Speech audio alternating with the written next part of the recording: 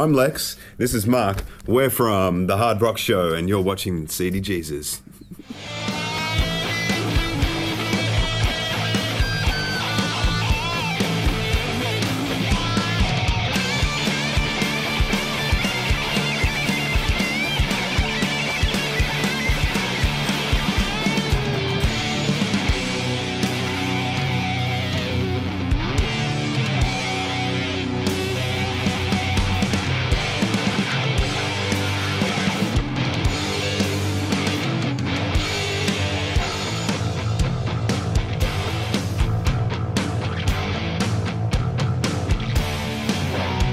Welcome to the Hard Rock Show. I'm Andrew. I'm too hungover for this shit. And I am Jimmy. Hello. How you going? You again with that. You are really enjoying that right now, aren't you? Well, they're watching. So you might as well ask them how they're going. Oh, how you going? How you going? Let us know on the page how you're going right now. Tonight, we've got a massive pool of reviews to choose from. What will make it in the final cut will be decided in post. And we've got Love Cream, Sweet and Lynch, Air Raid, Alpha Tiger, Iron Hersia, Udo. That looks like Lido. Yes. Yeah, the lemonade. And that looks Udo, like Wino Rose. And Windrose. And tonight's feature artist, this is a guaranteed lock, is Seedy Jeezus. But we're going to switch things up. Jimmy's going to kick it off tonight. I got the classic clip tonight, Andrew. And it's probably a little bit different from what people might expect from me, I suppose, from my taste. But I really love this band. It's a band called Refused. They had an album out, and I can't remember the name, but I think it was called The Shape of Punk to Come. And it was really big, and then now they're broken up, and then they got back together, and now they're broken up again. Anyway, this song is called New Noise. It's pretty cool. It's different to the Hard Rock Show normal stuff. Hope you like it.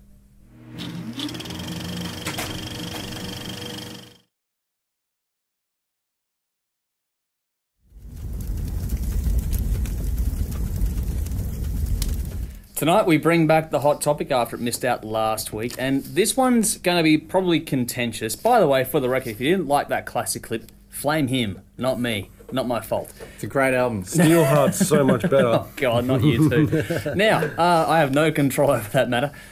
Well, kind of I do, but anyway. The hot topic for tonight, though, getting back on point, is there's a competition doing the rounds as we film this, and that's for the support slot for the Super Jeezus and Baby Animals upcoming tour. One band has the chance to win a support gig under those two bands with a pay of, I think, about $300 to do about a half-hour set. All those things are okay. I've got no problem with the band having a shot at it, and I'm not actually disrespecting any of the bands that are either entering the competition or the bands that are, quote-unquote, headlining this thing. Yeah. I want to have a crack at the management and promoters of this one, because what you've done, it's been proven far and wide that online voting competitions are, one, completely not transparent at all, two, that are so easy to rig it's not funny. That's right. We know people that have done it. Yeah, absolutely we do. So there's no way this is going to be a completely legit voting competition here. No. What this is to me, and again, no disrespect to any of the bands, it's a great opportunity, but you should not be promoting the shit out of this in my mind, because this is free publicity on the backs of the local bands for an upcoming tour for two older major ones that haven't done anything substantial for quite a while. Correct, Andrew. Love their music, love the bands, but this is a publicity grab and nothing more than that. And it's being done at the expense of all the bands that won't get that support slot. Yep. It's just a popularity contest. It's not even going to be legitimate. Which is not going to be legitimate. And yes, as you said, we know certain people, certain bands out there that have won these popularity contests by rigging the popularity contest. It's not hard to do it. It's not hard to do it, and we know bands that have done it. And I'm not saying that any of the bands that are going for this will do that. No, but even if they do, then whatever, you can do it anyway. Well, yeah, no one's going to stop you. I mean, that's right. Whatever. I mean, it's a shot at a really good gig, so why wouldn't you do it? Yeah, correct.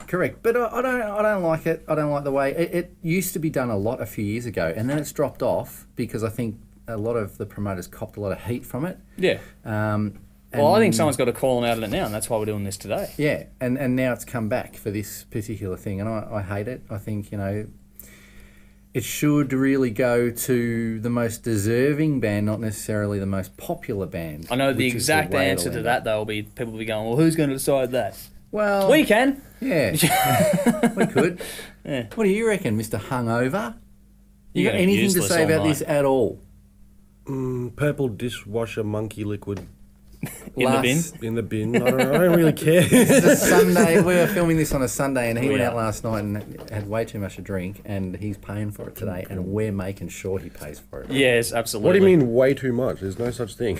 There is, clearly. There is when you turn up here and you got to do an episode. You I'm he good. was asleep on the couch Yeah, out there he 5 was. minutes ago. I'm having a good time. Yes, sleep. But yeah, I don't agree with it, Andrew. No, I agree. I'm with you on this. Yeah. And well, that's good. But but people generally, I think, need to have their eyes opened up to the practices that are going on when these things come out. And like I said, this is not about the bands. The bands are entitled to have a crack at a competition like this, and even the bigger bands, Super Jeezus and Baby Animals. I'm not really caning them on this front either. I want to have a go at the promoters. Unless they came up with it. Well, if they come up with it, well then yeah, they deserve every flogging they're going to get from me. But this is free publicity for a tour for no disrespect intended, but what are more or less has-beens. Why does it have to be a female-fronted band? Or whatever. Sorry, the rule is that it has to be a female member in the band that's applying for because the Baby Animals and Seedy Jeezus have female-fronted bands, so they want a whole night like that. Isn't today International Women's Day or something? I don't know. I don't even care. All right, it's just I'm probably going to get shit for that one, but anyway. But I really feel like it's overdone and should stop, and these things need to be done in a transparent manner if they're going to be taken seriously. Correct. Totally agree. But if there's nothing else... Tell us what you think. That's right. Peoples. On the page, give us your thoughts right now. First review for this week is Adelaide band Love Cream with their debut album First Taste. It's 10 tracks, 48 minutes, released December 20th, 2013, so it's a bit older, this one. Adelaide 5-piece. They played the big day out in 2012. They won numerous competitions, including one that's going to send them overseas to Germany in the very near future as well. And if they win that competition, they go to LA to record. Nice. They've also won a previous competition that allowed them to expand. This was originally going to be an EP, and now it's an album. Cool. The band has pretty much declared a war on what is modern rock and hipsters in general at the moment. That's their mission statement, and they want to bring back old school rock. With that said, Dennis is going to review it first. Well, I knew I'd like this just by looking at the band name and album title. It's like another Steel Panther, but lighter. Steel Panther Light. I can't believe it's not real Steel Panther. God. Track titles like Backdoor Lover and Woman, I'm Gay for Your Lovin'. Brilliant. Had no idea these dudes were from Adelaide, and judging by their Facebook page, they are master trolls. I like it. Gave it a 7.5 out of 10. Standouts were Backdoor Lover, Woman, I'm Gay for Your Lovin', and Hot in the Dark. It's awesome. Go on, Jimmy. We're very 80s. Van Halen, Aerosmith influence, I thought. Yep. The band sounds quite young. I don't know if they're young or old, but plenty of potential. Songs are written and played okay. The only issues that I have is the drums and the vocals. Yeah, you were talking about this, yep. The drums, they feel a bit too simple to me. I don't know, maybe it's just a recording. Simple. This is the guy wearing a Kiss shirt. Yeah. Keep it simple and stupid. Good point. And the vocals, like he's got a good voice, but I felt like he was trying to hit some notes that he's not quite able to hit yet. See, my point on that is I think they need to practice performance more than actual singing, if you know what I mean. Yes, you could be right there. But again, this is like over 12 months old, so I'm sure the vocals have improved and all that sort of stuff. So, a lot of potential.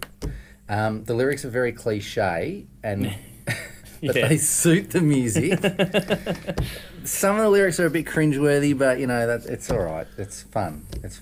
Spend the Night Together. It sounds like a completely different band. Yeah, it does. The production is different and the drums are different, and I'm wondering whether the drummer that plays on Spend the Night Together, and I think there was one other song, is different to the drummer that plays on all the other songs. I'd be interested to know that, because I can hear a difference. But anyway, I gave it a 7 out of 10. Spend the Night Together was actually my favourite song off it. Okay, cool. It's pretty cool with fun rock and roll. Yep. There's a good clip for that one too, I think it is. Yeah. Think Van Halen crossed with Steel Panther and a touch of Motley Crue. That's what I got out of this one. Great dynamics, peaks and troughs. Have a drink on me. The songwriting diversity is really strong on this release as well, which is really good. Good overall album craft. Some really good riffs and song ideas overall. Some great hooks in there as well, which is important. The vocals and the lyrics do have some doubtful moments for me. I think that if you're going to go up against Steel Panther and all that sort of stuff, you've really... And they're not trying to do that per se, but when they're starting to cross over in that area, you've got to be really on your game. Yeah. And I don't think... They just need a bit more application in that regard. The dog's having a nightmare or a dream, which is good. Hi, Fred.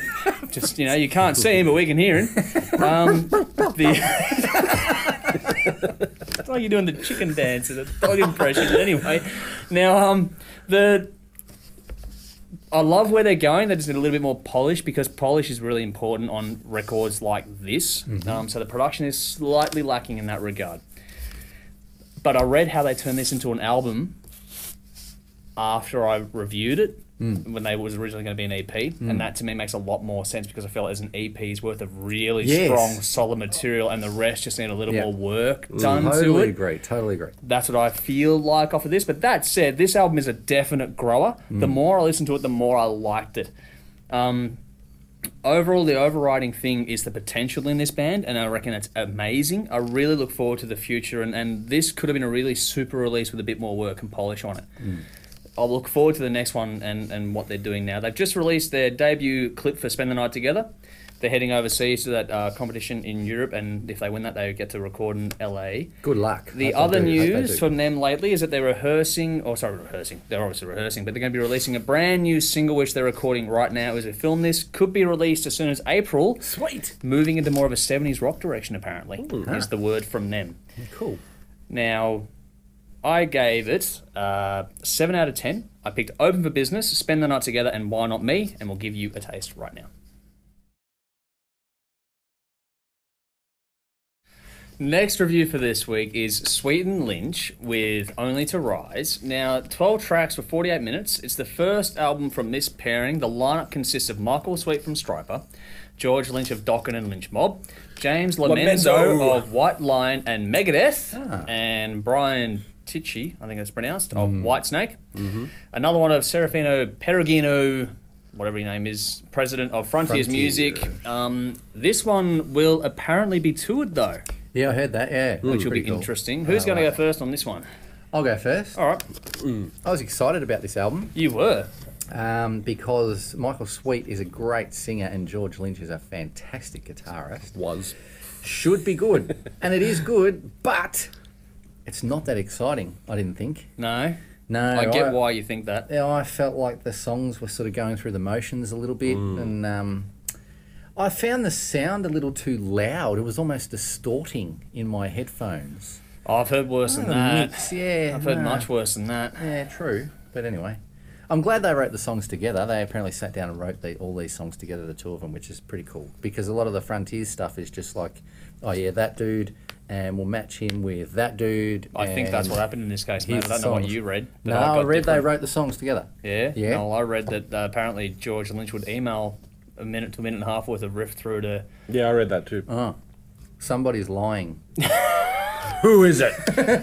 It's a good album.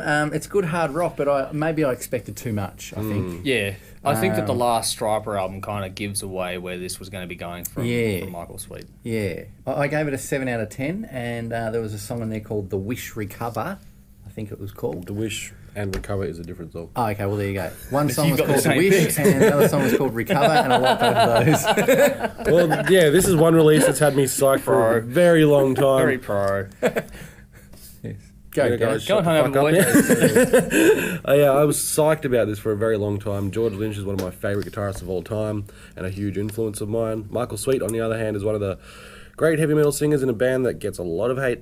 James Lomenzo is on bass, and he's an absolute fucking beast, and he's the standout player for me on this album, surprisingly. Oh, really? Yeah. Didn't expect that. I previously heard one song on YouTube months ago and wasn't impressed at all, so I approached this with very low expectations. And with a duo like Michael Sweet and George Lynch, I expected much more. Like, potentially this could have been as good as Slash's latest with Miles. Yes. Like, potentially. Potentially, yeah. And here's hoping that this album Because it feels like a work in progress No, to what might be the later outcome if they keep doing more albums together, I think. That's true. Yeah. They're finding their feet on this one, but at the same time, I think that's a big call to make what you said before. Well, it is a great album.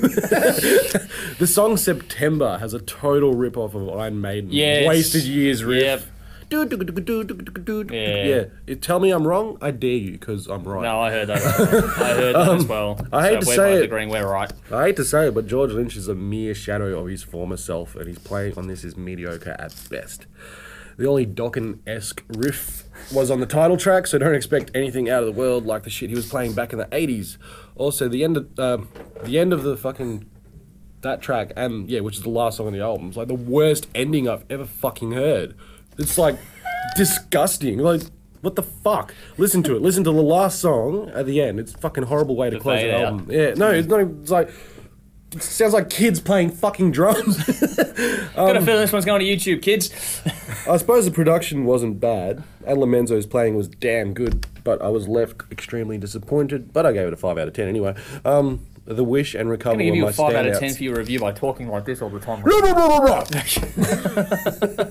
That's already the review time. It's the only way I can deal with this hangover, Andrew. We're out of time, Shut up, Suki Lala. Self-inflicted, bitch. Yep. All right, so considering that this was an email job, the production is great and everything actually sits really well. Arranged and produced with great skill from Michael Sweet in my mind. Some subtle use of keys in there as well. Yeah. Told you I'd catch up. There's very blues-based rock here with a bit of southern rock in there as well. Some really solid performances all around. This is one of the few of these album-type projects that actually stand up to me. So many of these actually fall really flat in my mind. I don't think they hold up. This one actually at least seemed cohesive, which was a remarkable thing. We disagreed on how the album was put together. Okay, cool. We'll have to do some more digging. But I've read from Michael Sweet, his statement on the album was that it would get emailed all through to him. Yeah, right. And then he'd assemble it and then shoot it all back to get different parts added on. And he got the bass and drums in at the same time to do their parts and laid them all down at the same time. Interesting. But anyway. That's how we do it. Except you're still in different countries. Yeah. Some really catchy hooks, good composition overall, and this actually has some soul to it, which is remarkable when you consider that it's doing the whole email job, which is really good. It's almost an album of two halves, though. The first half is dangerously boring. I got to thinking that there was almost no pulse. It was almost flatlining kind of an album. It was just sitting there. There was one little peak at the start, and then it sort of just kept doing the same thing. Agree. The back half of the album, though, actually kicks it up a gear, which is really good and needed. If they didn't do that, it was going to be a really boring and lame album. It was almost like the Robodope effect in my mind, where they sat there and sucked in with this really quiet stuff, and then they go, okay, well, now we've got you, let's throw some punches at you. And the back end of the album was really good and much better for me. Not going to be a staple for me, but it's really well done, especially considering the method, so bonus points for that. I gave it an 8 out of 10. I picked Time Will Tell, September, even though the opening riff is questionable, like you said. Strength in Numbers, Hero to Zero, and Only to Rise were my choices. Over to you. Give you a taste. Yeah.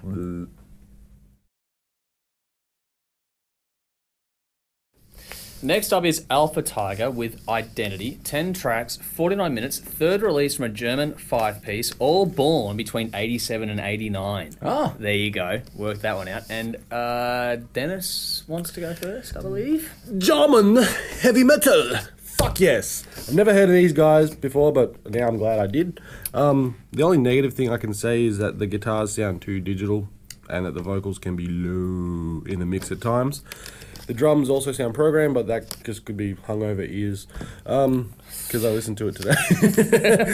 The vocals can get a bit annoying, but like only because the singer has a naturally whiny voice, but that's not his fault, is it?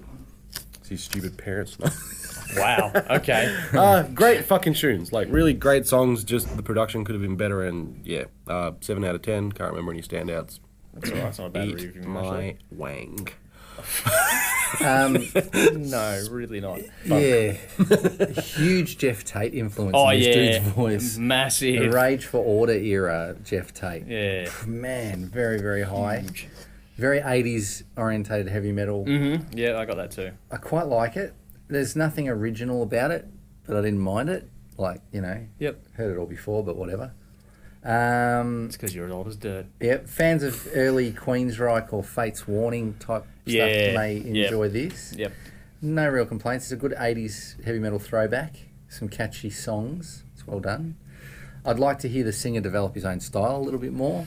Yeah, possibly. Sounds too much like Jeff Tate for me, but anyway, it's all cool. 7 out of 10. Lady Liberty and Long Way of Redemption. Is it Long Way of Redemption? Yeah. It is. You got that right for once. Hardly read his own writing. I know. Kicking goals. You're doing well. Now, on what you said there, the first two albums were apparently very much a copy of things like Halloween and Queensryche, very strong influence on them. They've actually tried to move further and further away from that direction. So I reckon it'd be worth watching they their... have. Yeah. But I reckon it'd be worth watching their progression over the next few years if they can keep it together and keep it going, just because of what you've said there before. Definitely. That said, for my review, the first thing that jumps out at you is the vocals and the massive Jeff Tate influence on them. He could easily front the new version of Queensryche and probably nail it. If Todd Latour couldn't do it for whatever reason, I reckon he'd be the one you'd be calling. It'd be almost like that that Rockstar movie moment or the the Halford Judas Priest thing. Todd needed a night off. Yeah, exactly. He'd bring this guy in. He'd nail it, I reckon. And he'd probably do a better job on the old tracks that Jeff Tate did sing on. Hell, you guys would make it sound like I need to listen to it again. You'd probably do that if you didn't get that, you twit. Fucking listen to things hungover. Anyway, no, shut up. Good. Behind that, though, is some amazing production, songwriting, lyrics, and performances. Fuck you guys. I'm going home. It's really heavy. This is going to YouTube. Maybe not. Really heavy, solid rock that flirts with metal, but the softer moments are done right on this album as well, which is really good. You do need to listen to this a little more closely than just casually to fully appreciate its worth, but it is a good listen either way. The weakest thing for me, though, was the last track. It wasn't required. I think that was a poorly put together track in comparison to the rest of the album overall. The dynamics are fantastic. Peaks and troughs. Have a drink. All the performances suit each track. No show ponies either in this band. They all work together really, really well. Very tight in the writing and the production. This is a grower. The more you listen to it, the better it gets. I got that 80s vibe in a big way about this one too. Long story short, I reckon everyone should give this a spin if you like some heavier rock music. It's just one of those ones. 8.5 out of 10. I picked Long Way of Redemption, Identity, and Closer to Yesterday. Shut the fuck up. We're going to give you a taste.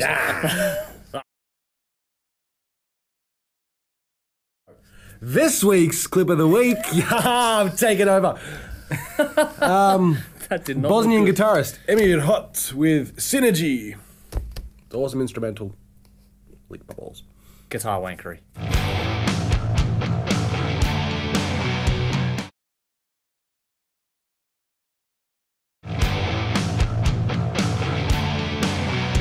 As promised, tonight's feature artist is Melbourne's own Seedy Jeezus. Now, it's the self-titled debut album after a run of EPs, 7 tracks, 42 minutes, Melbourne 3-piece, released via Blown Music and Lay Bear Recording this year.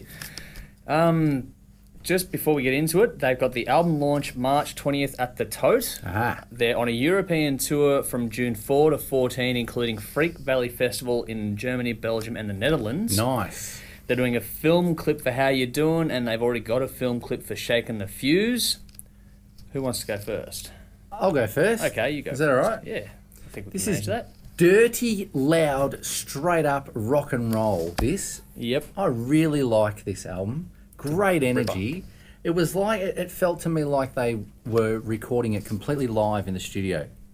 I don't know if that was the case, but it's got a real live feel to it. Yeah. I really like it. There's a fade out, believe it or not. Yeah, I know. We don't get many of those. A song called Universal Overdrive. It's got a fade out in it. I miss fade outs. Yep. There's going to be a fade out on the Espionage EP too. I believe. No, not on the EP. review. On the album.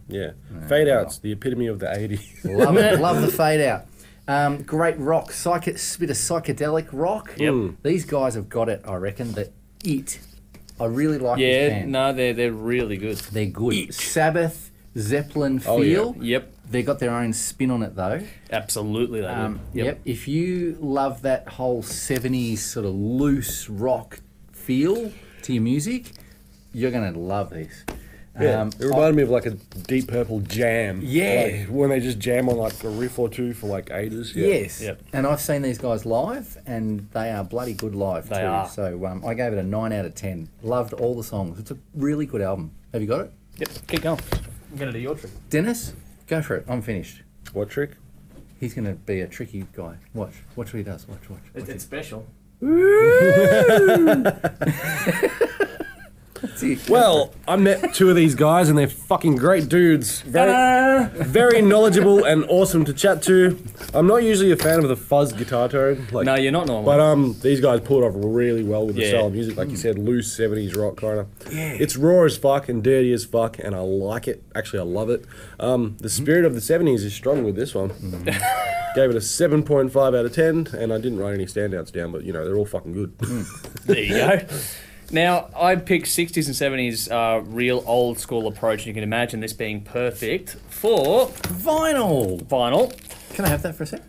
Oh God, you're gonna do the other trick now. Yeah. All right, now it's part stoner, part psychedelic, but a perfect blend of these influences. And if you're a fan of bands like Pink Floyd, Led Zeppelin, Jimi Hendrix, Black Sabbath, Deep Purple, etc., then this is definitely for you. Red vinyl too. Red vinyl, like the licorice. Once described by another reviewer as an acid blotter on the tongue of Jimi Hendrix, they certainly take all the above statement and make it their own definitive sound and style, which is remarkable. What the hell are you doing? Sorry, I don't know how to put it back. Keep going. Oh, sorry. God. My apologies. Okay. It's fuzzy, like you said, but it's accessible to the wider public. That's what's really good about this, is that anyone that likes rock music can really get into this very easily. Oh, did he? Yep. It's a cool little... Yeah. This could easily be a jam band, and that's demonstrated on the track How You Doing, but they are so much more than that, and their songwriting chops are fantastic. Yeah. They really know how to pull, they can go all day on that sort of stuff, but they know how to pull it all in and compress it as well, which is really remarkable. Yeah, good band. I love the rawness of the vocals too on this. Now, they're just that little bit... They're just genuine, they're real. There's no auto-tune applied, there's no stupidity apart from what he's doing there. There's none of that stuff going on. It's just really good old school approach, old school method, old school sound. If you want your old school rock, this is it. Great. It's just vintage era, vinyl era. It's perfect for that. There's nothing more to say about it from that. Yeah, and I love it. I reckon you need to see these guys live to fully appreciate them. Yeah, good life. And hear this album. It's going to be one of the standouts for the year, I reckon. I gave it an 8.5 out of 10. I picked Shakin' the Fuse, Universal Overdrive, and How You Doing. We did an interview with the guys, so we're going to cut to that and give you a taste of the music right afterward. We are here with Seedy Jeezus. How are you guys this evening? Pretty cool. Well, thank you, Andrew. Yeah, it's very warm in here today. Very warm. We're waiting for the thunderstorm to break outside, so... Can't wait. So first of all, introduce yourselves and what you do in the band. Lex, I play guitar in Seedy Jeezus and sing as well. Cool. I'm Mark, and I just play beats on the drums. As we have discussed tonight, you've done 6 EPs or thereabouts before doing a debut LP. Yeah. You did the LP at the Tote, which is an interesting choice. I want you to tell the people about how the recording process was done for you guys, because there's more to it than just recording at the Tote. You got some international production and stuff involved in it as well. Well, to start with, it wasn't a live gig or anything. Yeah. It wasn't at a show. It was actually in the pit in front of the stage where we recorded. Yeah. And I can tell you want to field the rest. No, it's fine. It's fine. You can talk about it. I was there. Yeah, so we recorded in the Tote where we were comfortable recording there because, we played a lot of gigs there. Tony Reid, who came over for it, he's from Moss Generator. Yep. He'd said to us to find somewhere where you're comfortable recording, where you're comfortable playing, which feels like a natural environment. And the Tote was available for us to do it, and we recorded it there, and he was right. It was very comfortable playing there. It was just, because we gigged numerous times, that it just sort of all fell into place.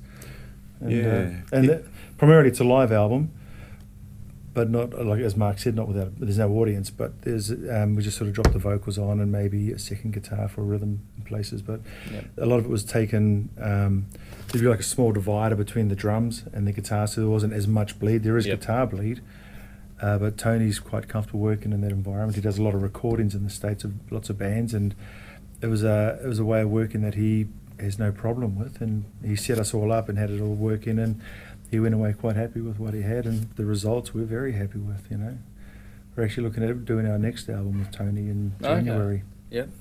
One thing I would love to cover off is where does the name of this band come from? Wow. It's a really interesting choice. Wow. There you go, Seedy Mark. Jeezus. There's got to be a story behind this, please. Well, it's not much of a story. It's not. Every time I think there's a story, there's never a story. It had a lot to do with our original bass player, who was a disc jockey for a wasn't he? Yeah, he used to DJ, but he used to DJ with compact discs. Oh, okay. And his name's Chris, and it was compact disc jockey Chris, CDJC. Okay. And then when we were talking about band names and stuff, that kind of got thrown in, and we're like, yeah, what a cool name. CDJC. And then someone suggested changing the Jesus from Jesus that everybody thinks about to Jesus with a Z. Yep. And it just sort of evolved, and that's what happened. But initially it was a DJ name, and I think he even still DJs under CDJC, like compact disc jockey Chris. Okay. Yeah. So, yes, CDJC, Seedy Jeezus. So how important is it to you guys to maintain that more organic approach and that jam band kind of a feel to how you go about doing things in the writing process for you guys?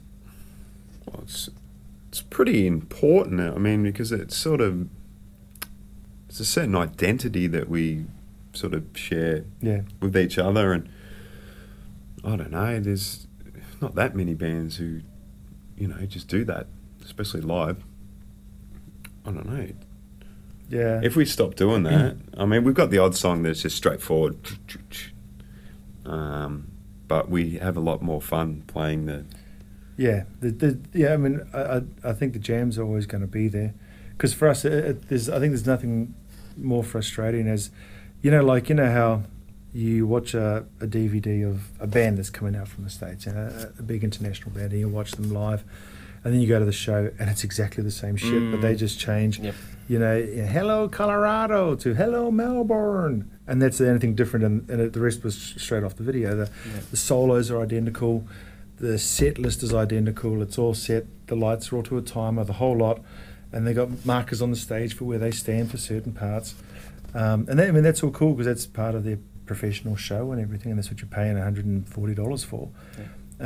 But for us, it's just to be able to just express yourself and just go off into a tangent. Like in some song, I might think, man, I'm just loving this vibe right now, and I'll just solo longer, and Mark and Paul will just lock onto it and play to it.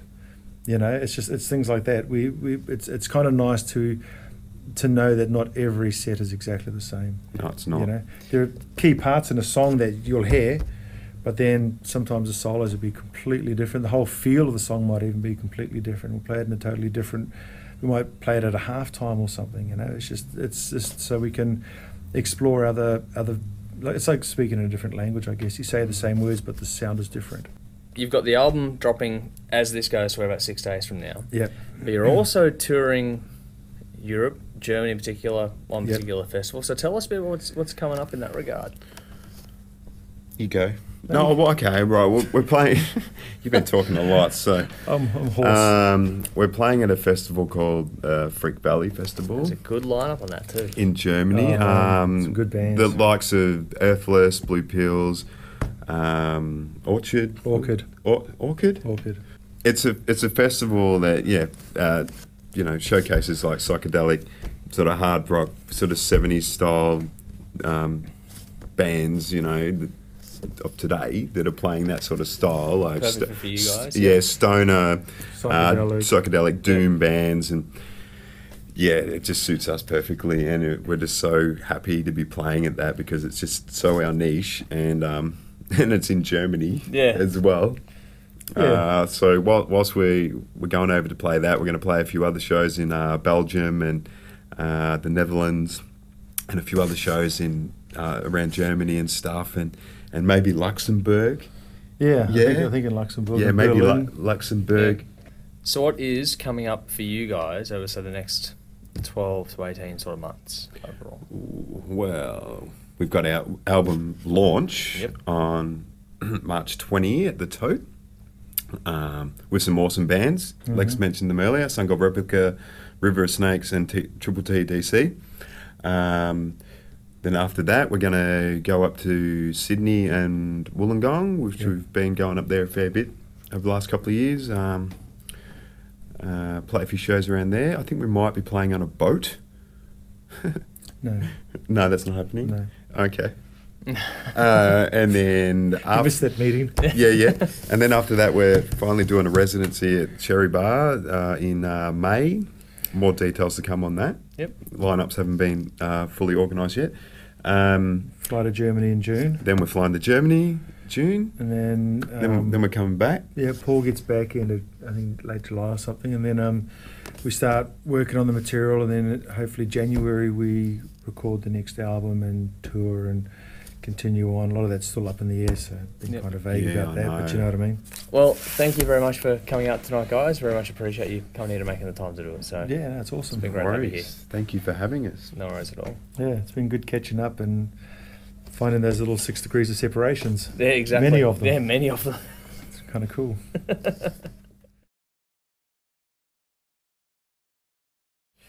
That brings us to the end of another week of THRS. Hope you've enjoyed the show. As always, the details are at the bottom of the screen. Make sure you feel free to leave your feedback. We love it and encourage it. Yep. Also, get on that page because we have a lot of details now for the social club. We've got another fan filming coming up very shortly as this goes to air, so make sure you're a part of that if you want to get your face on this set to join us for a very special episode. Yeah. Your face right here. We've got some big plans for that one. We'll be on this time. Yes, we'll be on this time. Yeah.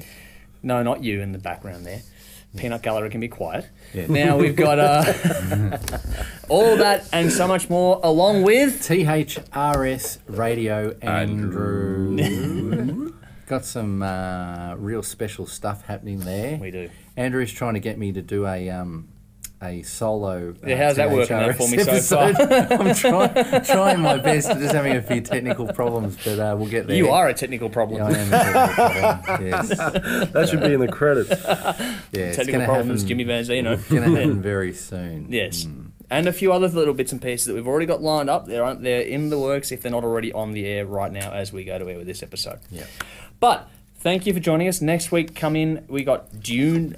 What the fuck am I doing? We've got Drifter next week, so tune in same time again. I'm losing the plot, so someone else can take over. So I'm Andrew.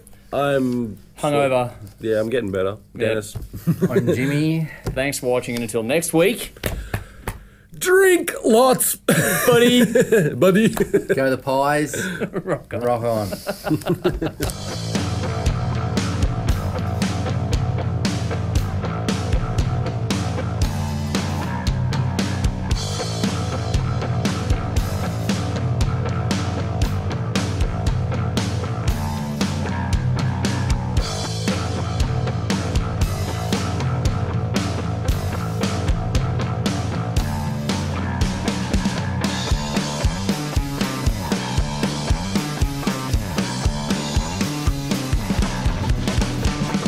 Three, 2, 1, go.